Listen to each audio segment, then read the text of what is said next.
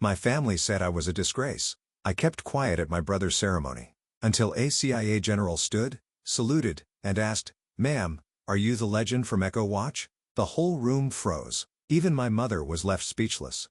My phone chimed with a notification that always made my stomach clench. A message from the family group chat, a place ominously named the family name circle. I was staring out my window, enjoying a rare moment of quiet, but that single sound dragged me right back into the familiar chaos. The message was from my mother, Carol, a woman who treated my independence like a personal failing. Her words flashed on the screen, a casual swipe of a knife disguised as a motherly reminder. "Sarah, we received your please reply for David's award ceremony. Please, for one night, try to look presentable. This is his moment. Don't do anything to embarrass the family." The air left my lungs in a slow, painful hiss. It was the same old story.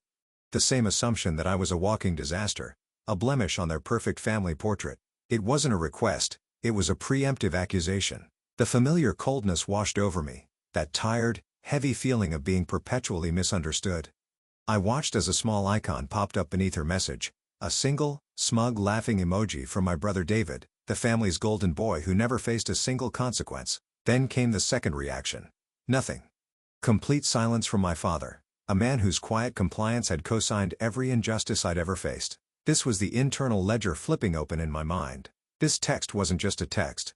It was the time they forgot my graduation because David had a bad day. It was every holiday spent celebrating his minor successes while my major accomplishments went completely unmentioned. It was the constant draining work of having to prove my own worth, only to be told I was too much or not enough. This single message was the final brick in a wall of disrespect they had been building for 20 years. Something inside me didn't just break, it went still. It went cold. I picked up the phone, my fingers steady. I typed back 2 simple words. "I'll be there." But the meaning had changed entirely. It wasn't a promise to them anymore. It wasn't me agreeing to play the part of the disappointing daughter one last time. It was a promise to myself, a quiet declaration that things were about to be different. And, the worst part? I wasn't even surprised. It was just the loudest echo of a story they had written for me my entire life. A story I was finally ready to burn. That one text message was a key unlocking a vault of memories I usually kept bolted shut. It all came flooding back, a timeline of slights and dismissals with one person always at its radiant center, my brother David. To our family, David wasn't just a son, he was the son they all revolved around. He was the charismatic golden child, the brilliant Navy JAG officer whose future was a source of endless family pride. He had a way of making his smallest accomplishments seem monumental, and his biggest mistakes seem like charming quirks. The world, according to my parents, was a difficult place that David was bravely navigating, and it was their solemn duty to pave his way with praise, money, and excuses. He was the family's showpiece, and I was the dutiful, but disappointing, stagehand working in the shadows. I remember his 21st birthday like it was yesterday. My parents threw him a massive catered party at a fancy restaurant downtown. The whole extended family was there, raising glasses of expensive champagne, and listening to my father give a speech about David's limitless potential. The main event was the gift, a stunning, ridiculously expensive watch that my mother presented with tears in her eyes, telling everyone how they had scraped everything together because their wonderful son deserved the very best. I watched from the corner of the room, feeling like a ghost at the feast. I saw the watch, but my internal ledger saw a decade of my own needs being dismissed. I saw the busted laptop I had to replace with my own meager savings, the school trips I was told we couldn't afford, the years of hearing money is tight, Sarah, all exposed as a lie by the bright, shiny gleam on my brother's wrist. My own 21st birthday, just 2 years prior, couldn't have been more different. There was no party, no fanfare. I got a card in the mail from my parents. Inside was a $50 bill and a short, neatly written note from my mother. It wasn't a celebration, it was a lecture disguised in cursive.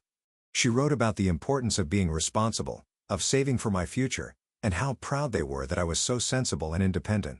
I read it while sitting alone in my tiny apartment, eating a single grocery store cupcake with a fork because I didn't have any candles. The message was clear. David's life was meant to be celebrated. Mine was meant to be managed. His needs required sacrifice, while mine required self-sufficiency. This was the great, unspoken rule of our family, propped up by the false narrative they clung to so desperately. It was a narrative championed by my mother, and enabled by my father, Mark, a man whose defining characteristic was a conflict-avoidant silence. The story went like this: David is so brilliant but he's also sensitive. The pressure of his potential gets to him, and he needs our unwavering support to succeed. And the flip side of that coin was me. Sarah is different, she's tough. She's a loner. She's always been so responsible. She can handle things on her own. They weren't just describing me, they were issuing a directive. They weren't praising my strength. They were using it as a justification for their neglect, turning my independence into the very cage that kept me isolated from them. Nowhere was this narrative more painful than when it came to our careers. They bragged endlessly about David, our son, the Navy lawyer, my mother would announce to anyone who would listen. They framed his life with honor, duty, and prestige, things they could understand and show off. My life, however, was a source of quiet shame for them. Because of the nature of my real work, I couldn't tell them anything. I was bound by oaths and secrecy that I could never, ever break. So when they asked what I did, I could only give them vague, unsatisfying answers about being a government contractor, doing administrative work. They heard admin, and immediately filled in the blanks with failure. In their minds, I was a secretary in some dusty, forgotten office in D.C., a daughter with no ambition who couldn't even manage a real career. The irony was an acid that burned in my throat every single day. The very qualities my real job demanded, resilience under pressure, the ability to operate alone, a dedication to a mission greater than myself, were the same qualities they pointed to as proof of my coldness and detachment. My necessary secrecy wasn't seen as a burden I carried for my country. It was seen as me being difficult and distant. My independence wasn't a sign of capability, it was a sign that I didn't need or want them. They saw a disappointing daughter who refused to let them in. They had no idea they were looking at a highly decorated intelligence operative for the CIA. They couldn't see the truth because they had already decided on the story. Lying there that night, staring at the ceiling, I realized they would never see the real me because they'd never bothered to look.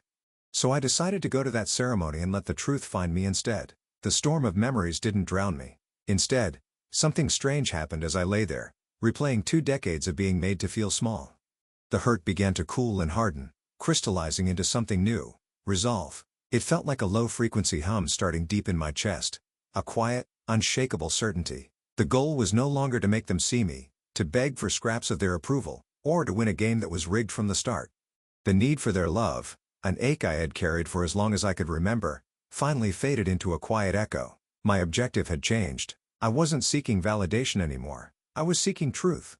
My receipts weren't old text messages or bank statements I could wave in their face. My evidence was my entire life, the one I lived in the shadows they had so conveniently ignored. The proof was my very existence. I picked up the heavy cardstock invitation again, but this time I saw it differently. I saw past my mother's condescending handwriting and looked at the official details. The ceremony was being held at a high-security naval base. The keynote speaker was a 4-star admiral. The guest list would be a who's who of the defense and intelligence community, men and women who knew nothing of Carol's disappointing daughter, but who might know whispers of an operative called Echo. The plan formed in my mind, not as an act of aggression, but of quiet defiance. I would simply show up, as myself, and let my 2 separate worlds collide. The morning of the ceremony, I prepared not with nervous energy, but with the focused calm I reserved for a mission. This wasn't about impressing them or playing their game of appearances. This was about arming myself in my own identity. I bypassed the dresses I owned for weddings or parties and chose something else entirely. A simple, impeccably tailored sheath dress in a dark navy blue. It was professional, understated, and carried an authority of its own. Every action was deliberate. Polishing my simple leather shoes, pinning my hair back in a clean, severe style. It was a ritual. I wasn't putting on a costume to please my mother. I was putting on my uniform, the one they had never been allowed to see. There was one final piece to the plan. I picked up my encrypted satellite phone and made a call. After a moment, a familiar, steady voice answered on the other end. Miller. I kept my own voice low and professional, the way I had been trained. General Miller, it's Echo. Just giving you a professional heads up, I'll be at the Navy Awards ceremony on Saturday. It's a personal matter. There was a brief pause, a flicker of understanding in the silence. Understood, he said, his tone shifting from formal to genuinely warm. It will be good to see you, Sarah. It's been too long. He saw me. He knew my real name. That was all the confirmation I needed. The pieces were now in place. I had the truth. I had the stage. All that was left was to choose the right moment to let the curtain fall on their carefully constructed fantasy. The banquet hall was exactly as I'd imagined. An ocean of crisp white tablecloths and polished silverware, drowning in the stuffy air of self-congratulation. The dominant colors were navy blue and gold, and the dominant sound was the low hum of important men talking about their important lives. When I walked in, my family was already seated at a prime table near the stage. My mother's eyes did a swift, critical scan of my appearance, a flicker of surprise in them that I looked presentable. My father gave me a tight, awkward nod that was more of a dismissal, and my brother David shot me a smug smirk, the look of a king observing a court jester. They had saved me a seat at the very end of the long table, a physical manifestation of my place in their universe. An afterthought. I sat through the ceremony with a strange sense of detachment, as if watching a movie I'd seen a dozen times. There were long, droning speeches from various officers, each one praising the tradition and honor of the institution. When they finally called David's name for his Meritorious Service Award, my parents rose to their feet. My mother Carol dabbed at her eyes with a handkerchief, her face a perfect mask of maternal pride. My father clapped so hard his hands turned red. They were soaking in the reflected glory, preening for the audience. I clapped, too. A polite, measured rhythm. I felt nothing. No jealousy, no anger, not anymore. I was simply an observer, waiting for the final act to begin. After the awards were done, the room broke out into mingling and conversation. This was my family's true element. They held court by their table, accepting congratulations on David's behalf, my mother telling an embellished story about his childhood brilliance to a captive audience of other parents. I excused myself, grabbing a glass of water from a passing waiter and found a quiet spot near a pillar, away from the noise. I simply stood there, watching them, watching the performance. Then, through the crowd, I saw him. He was a man who didn't need a uniform to command a room, though he wore his with distinction. General Miller, a man whose reputation preceded him in every circle I moved in. He scanned the room with a calm, discerning gaze, his eyes passing over admirals and captains until they found me. And they stopped. He began walking. It was a straight, unwavering line directly toward me. He passed my family's table, and I saw my mother's chatter halt mid-sentence as she noticed the general's trajectory. She thought he was coming for them, to congratulate David. A proud, expectant smile formed on her face. But he didn't even glance at them. He walked right past their table, his eyes locked on mine. The bubble of noise around them popped. Conversations trailed off. People turned to look. The general, this titan of the intelligence world, was walking toward the family Disgrace standing alone by a pillar. He stopped a respectful 2 feet in front of me. The entire room seemed to hold its breath. Then, in the ringing silence, he did something that shattered their world. He straightened his back, brought his hand to his brow in a salute so crisp and formal it cut the air, and he spoke. His voice was not loud, but it carried with an undeniable authority that seized the attention of everyone nearby. "Ma'am," he said, his expression one of profound, professional respect. "I apologize for the informal setting, but are you the legend from Echo Unit?" My calm reply felt like a stone dropping into a silent lake. "General Miller, it's good to see you again. Please, call me Sarah here." My voice was steady, but I could feel the shockwave ripple through the room. I risked a glance at my family. David's jaw was literally hanging open, his smugness replaced by a vacant slack-jawed confusion. My father looked like he was trying to solve a math problem in a foreign language, but my mother, her face was a cinematic masterpiece of horror. It cycled from confusion to disbelief, to a dawning, sickening understanding that the daughter she had dismissed her entire life was someone else entirely. Someone important. The general, oblivious or perhaps indifferent to the family drama he had just ignited, continued, his voice still loud enough for them to hear every word. "I just reviewed the after-action report from your last deployment in North Africa. What you did in that situation, it's already required reading at Langley. The director sends his personal regards and wanted me to tell you that the intel you secured changed the entire strategic landscape." He wasn't just praising me, he was declassifying my life right in front of them. David finally found his voice, stammering as he stepped forward. "General, I think there's a mistake. This is my sister, Sarah. She works for the government." He couldn't even finish the sentence, his usual dismissive tone failing him completely. General Miller finally turned his head and gave my brother a brief, withering glance, as if noticing an annoying fly. "Son," he said, his voice dropping an octave, becoming steel, "your sister doesn't just work for the government. In many ways, she instors the government. She is a national hero." He paused, letting the words hang in the air like a verdict. "You should be immensely proud." And in that moment, under the weight of a truth they couldn't spin, their entire world cracked. And I just stood there, finally visible, and watched it fall. I didn't stay to watch the fallout. There was nothing left to see. I gave General Miller a small, grateful nod, a silent acknowledgement that passed between two professionals. Then, I turned and walked away. I didn't run. I walked with a steady, even pace through the stunned crowd, my back straight and my head held high. I could feel my family's eyes burning into my back, a desperate, confused gravity trying to pull me back into their orbit, but for the first time in my life, their pull had no power. I didn't look back. I just kept walking, past the polished naval insignia, past the grand entryway, and out into the cool, quiet night air.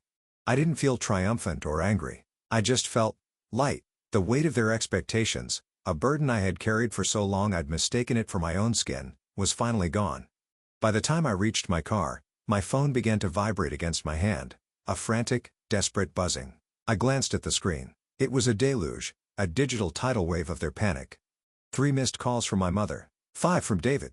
The text previews told the whole story.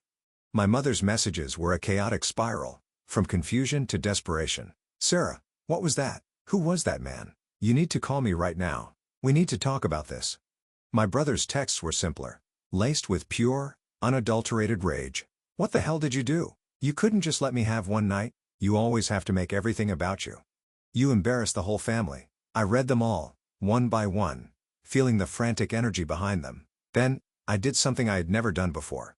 I pressed the button on the side of the phone and switched it to silent. The buzzing stopped. The calls and texts continued for days, eventually morphing into a new strategy, the self-serving apology.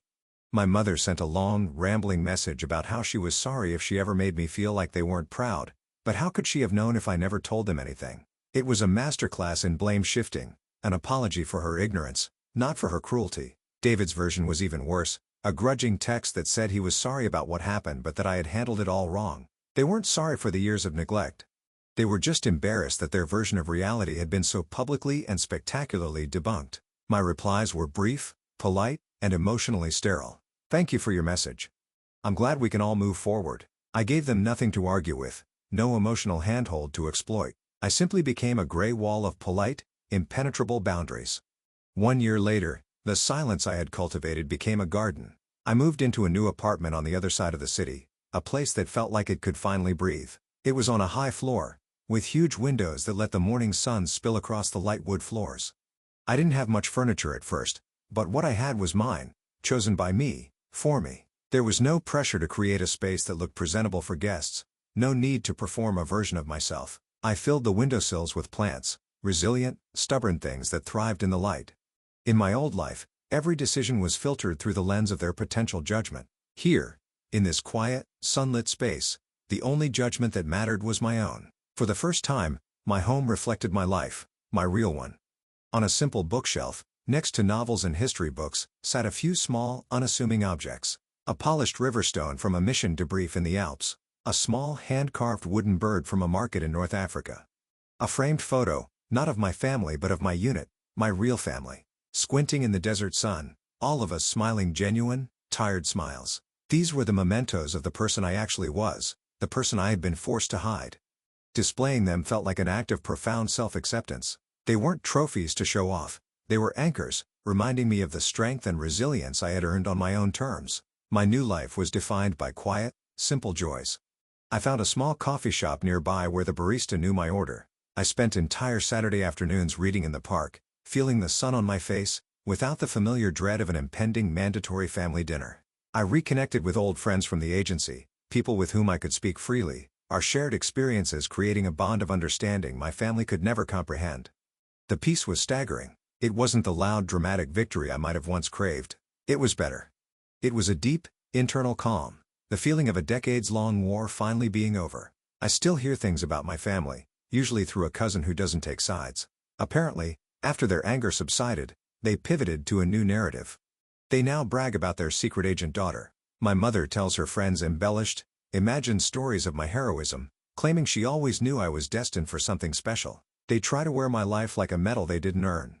It used to make me angry, but now I just see it for what it is. A pathetic attempt to regain control of a story that is no longer theirs to write. They haven't changed, but it no longer matters. They have no power over me because I no longer need anything from them. They are just characters in a story I've already finished. My family spent my whole life making me feel invisible. They just never realized I was invisible for a living. For anyone who has ever been underestimated, tell me in the comments how you finally showed them who you really are. Your stories matter.